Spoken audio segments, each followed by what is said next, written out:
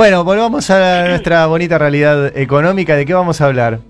Bueno, un dato positivo que me parece que es interesante para poder seguir viendo la discusión, crecimiento con o sin distribución.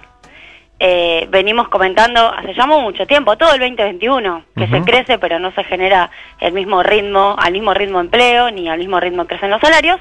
Tenemos un datazo para el mes de septiembre, el CIPA dio que se generaron casi 20.000 puestos de trabajo registrados en un solo mes, 19.600.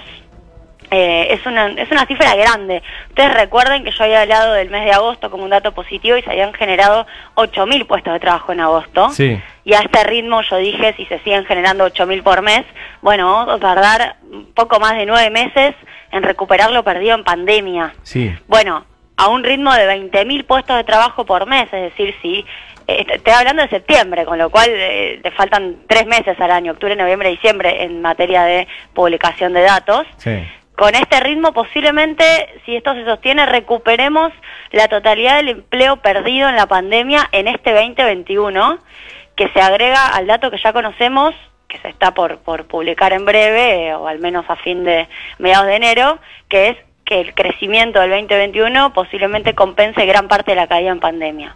A ver, tenemos empleo privado, insisto, es el dato que todos miramos porque es el dato del dinamismo del mundo inversor privado. Claro. 11 meses seguidos de crecimiento, en septiembre crecieron 11 de los 14 sectores de actividad, la construcción genera 5.200 puestos de trabajo más, la industria 3.500, por primera vez turismo y gastronomía aporta puestos de trabajo, porque venía cayendo hasta agosto este sector, aunque no lo crean, en septiembre crea 3.500 puestos de trabajo, y de nuevo estamos hablando de septiembre, después en octubre y en noviembre viene ya una movida más fuerte en materia de circulación de gente por turismo, con lo cual vamos a mejorar esos datos, pero digo, un sector que no paraba de caer, mejora, comercio 3.300 puestos de trabajo y demás. De los 180.000 puestos de trabajo que perdimos en pandemia, específicamente 186.823 desde febrero del 2020, aproximadamente, contando desde marzo, hasta agosto del 2020, que fue el peor momento, se perdieron 186.000 puestos de trabajo, es un montón. Bueno, ya se recuperaron 140. ¿Bien? Bien. Es un dato interesante. Pensemos obviamente que venimos de no recuperar. Con Macri perdimos entre 18 y 19, que fue el peor momento, 276.000 puestos de trabajo. Por eso digo, tenemos que recuperar lo que perdimos con el COVID para poder empezar a descontarle a Macri. Cuando uno mira las provincias, que sé que es un dato, Sari, que te interesa, bueno, hay algunas provincias que están mejor que en la prepandemia, o sea, tienen más empleo que con Macri, básicamente. Tierra del Fuego, Misiones, Catamarca, Formosa, San Luis, más de 2% que cuando arrancó la pandemia tienen. Otro grupo que crece, pero más moderadamente, pero está mejor que en la prepandemia, Corrientes, San Juan, Río Negro, Chaco, Santa Cruz, Santa Fe, Entre Ríos. Luego están las provincias que están peor, Santiago del Estero, Chubut, Tucumán, Jujuy, Salta, y las que están realmente mal, o sea, que están, yo diría, entre 3 y 4% por abajo de la prepandemia, son Mendoza, Neuquén y Cava. Que obviamente uno puede adjudicar, sí, siempre una parte de las políticas públicas, que claro que tienen que ver. También es cierto que hay entramados productivos que a veces tienen mucha relación con las actividades más golpeadas. Pero Cava sigue siendo un dato para revisar, 3,4% abajo que en la prepandemia, en empleo privado, digo, es un distrito que no repunta. Obviamente tiene un fuerte impacto el sector servicios, Cava, quizá en los sectores servicios los menos dinámicos en este momento, y es mucho más dinámica la industria y la construcción. ¿Bien? Sí.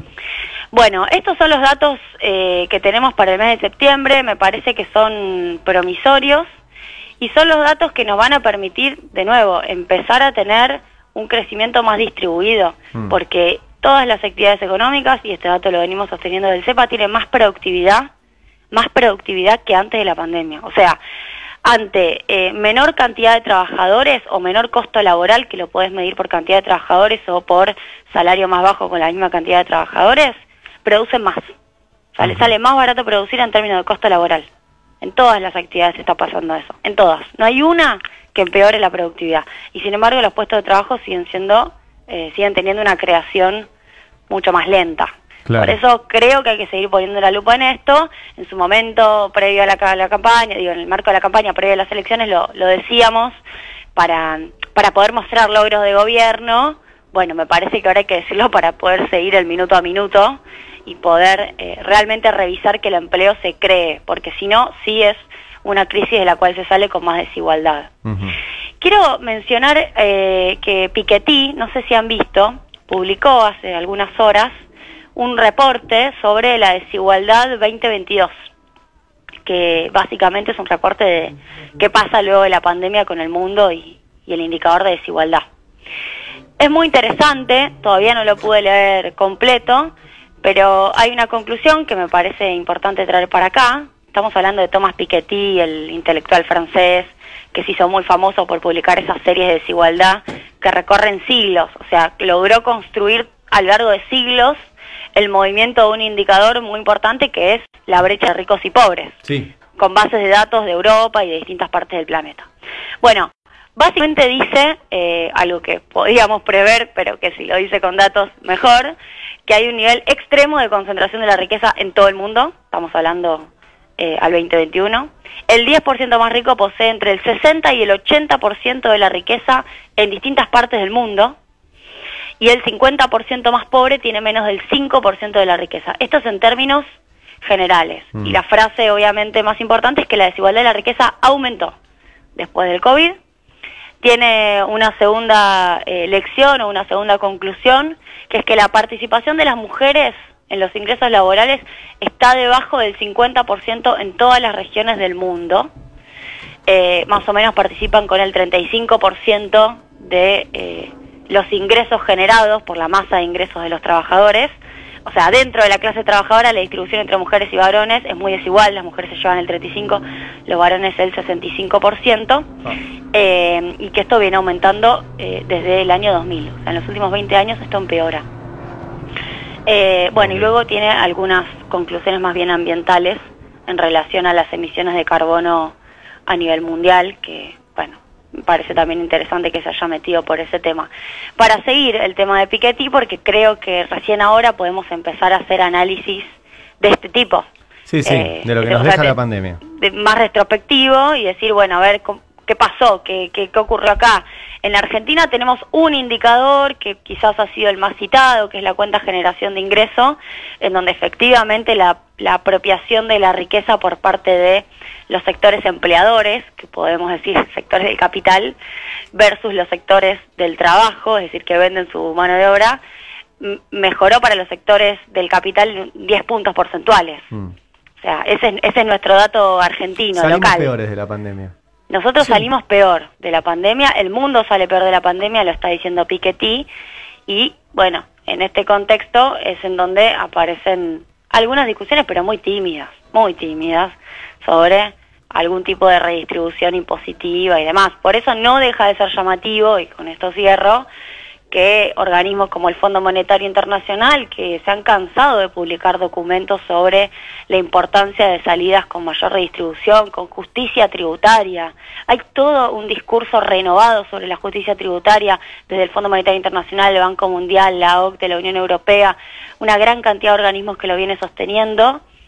Justicia tributaria, digo en castellano, es que paguen más lo que más tienen. Y sin embargo, a la hora de dictar medidas para países como los nuestros, a la hora de acompañar procesos de redistribución, no suelen estar a la altura. Claro. O no suelen acompañar justamente a los actores que garantizan esos procesos. Tal cual.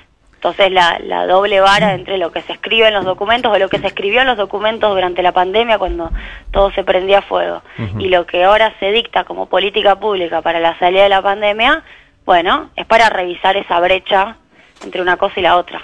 Bien.